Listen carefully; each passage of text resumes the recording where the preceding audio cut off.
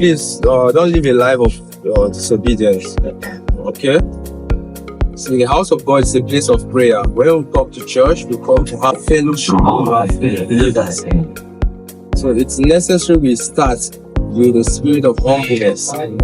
So as an usher in church, so most people they come to church to worship God, but just at the entrance, the first person we are going to meet is an usher, and they start disobeying the usher. We have a responsibility to maintain order in the house of God. When you walk into a church, an usher who is on duty ushers you to sit on a particular seat. Please just try to obey. You're coming to church for a blessing. Don't start with the rebellious spirit. Don't be disobedient.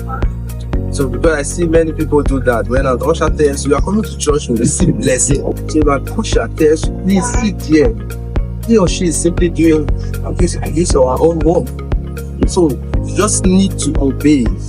Please don't make the work of an usher to be more stressful. Don't stand by disobeying them. Just try to obey what they are telling you to do, because you come to the house of God to receive blessing, to be blessed. Please obey all the ushers wherever you are. Next Sunday, we are going to see you. On Genuine Life TV, we focus on the realities of life, with the Word of God being the standard. Get inspired.